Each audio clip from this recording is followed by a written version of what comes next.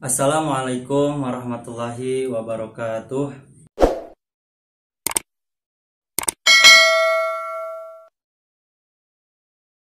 Ini sebagai pengantar pengennya, mudah-mudahan kita semarakan dengan diskusi. Bagaimana sikap kita ketika kita telah memilih jalan menjadi bagian dari orang-orang yang senantiasa menyeru kepada kebaikan atau menjadi agen perubahan dalam kebaikan. Kemudian hal yang paling penting yang harus kita garis bawahi adalah sikap kita itu pertama ikhlas. Ikhlas melakukan hal tersebut bukan karena iming-iming atau mungkin karena niatan ingin terpandang, ingin terlihat, gitu kan. Kita tidak boleh mempunyai perasaan seperti itu. Kita munculkan sifat ikhlas sepenuhnya kepada Allah ketika kita melakukan tadi amar ma'ruf nahi mungkar atau menyuruh kepada kebaikan dan mencegah pada kemungkaran. Kita ikhlas karena Allah. Kita ikhlas karena ini adalah salah satu kewajiban kita, gitu kan, selaku muslim untuk mendakwahkan, untuk menjadi seorang yang menyeru pada kebaikan. Kemudian yang kedua adalah sabar.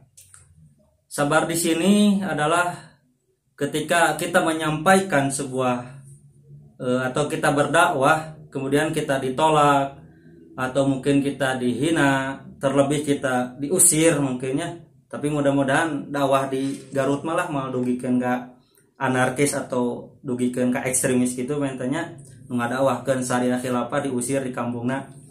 Mudah-mudahan tah ya. Ya, yang kedua adalah sabar. Sabar dari setiap aktivitas yang kita lakukan dalam berdakwah. Itu ketika kita ikhlas, kemudian diterima atau tidaknya, kemudian senang atau tidaknya ketika ada ucapan dari orang lain, maka kita adalah dibarengi dengan sabar. Tetap kesabaran itu bukan berarti, mungkin para asatid telah memberikan penjelasan bahwa sabar di sini bukan berarti berdiam diri, pasrah dengan keadaan, tidak seperti itu. Sabar di sini ialah senantiasa berikhtiar untuk terus melakukan tadi amar ma'ruf nahi mungkar dari keikhlasan. Yang ketiga adalah istiqomah.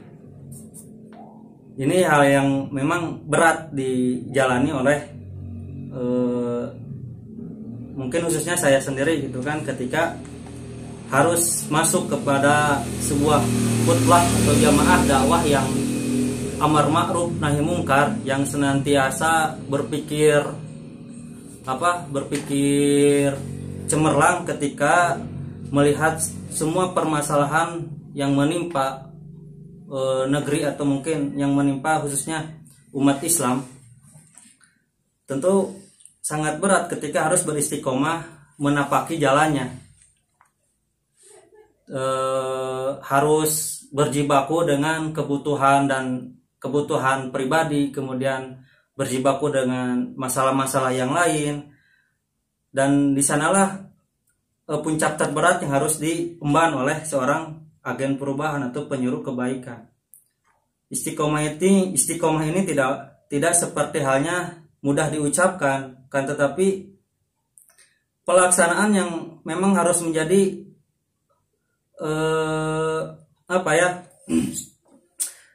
menjadi prioritas ketika kita sudah melakukan tahapan demi tahapan yang kita emban atau kita lakukan.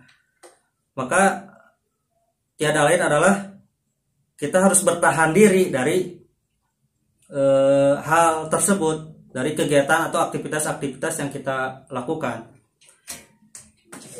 Memang kalaulah dulu para sahabat Nabi, mungkin terlebih Nabi Muhammad SAW, kalaulah beliau tidak istiqomah ketika melaksanakan atau menyebarkan ajaran Islam, menyebarkan risalah Islam, tentu agama ini tidak akan sampai kepada kita. Tentu kita tidak akan tahu apa Islam yang memang menjadi agama sebagai rahmatan lil alamin.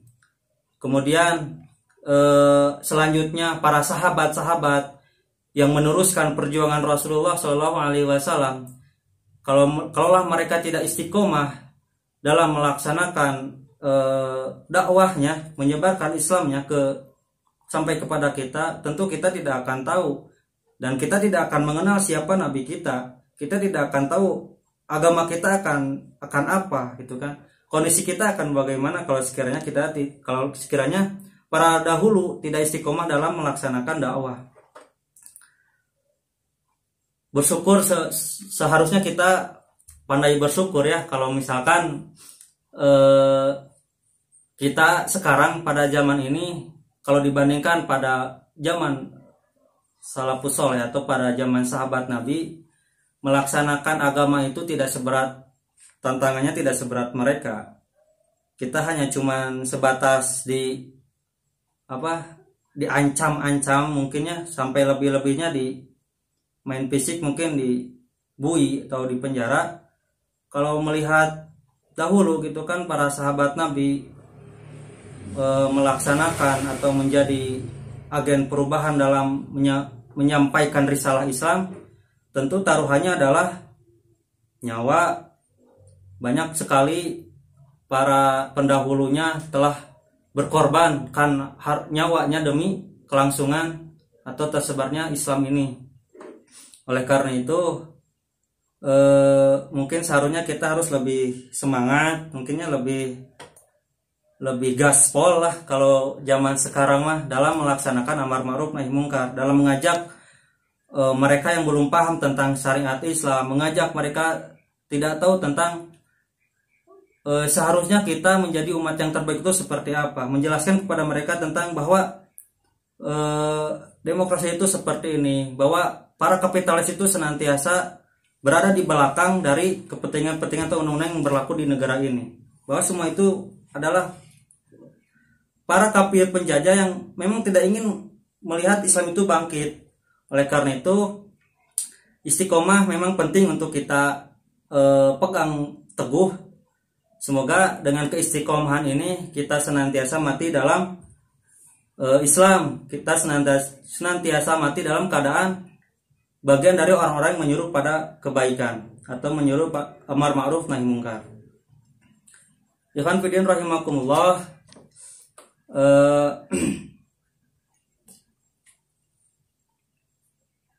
dalam hal ini ketika kita selaku, tadi sudah disebutkan, selaku pengemban dakwah mempunyai sikap yang 3 tadi, ikhlas, sabar, dan istiqomah.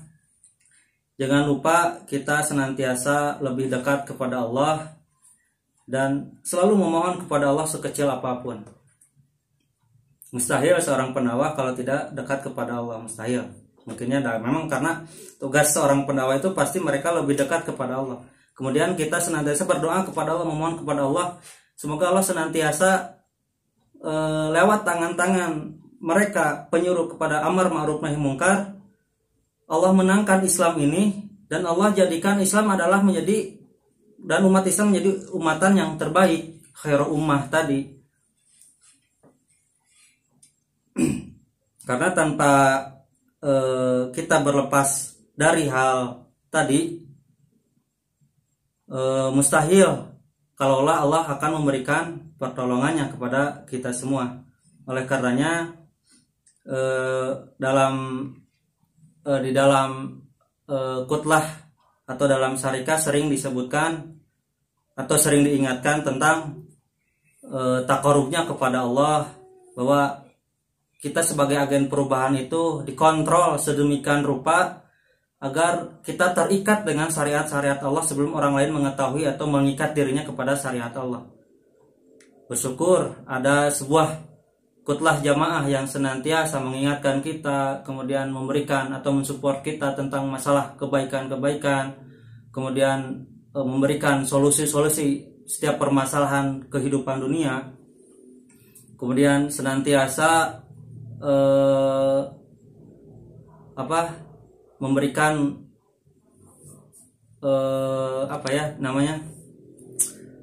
memberikan sebuah ingatan sehingga kita tidak terlena dengan dunia gitu kan, selalu mengingati kita tentang bahwa kita jangan sampai terlena dengan permasalahan dunia. Kita harus prioritaskan dakwah kita, tujuan kita dan sebagainya. Dan ini mudah-mudahan kita senantiasa dikumpulkan, senantiasa diistiqomahkan dalam kebaikan-kebaikan dan menjadi bagian dari agen perubahan sebagai penyuruh kebaikan.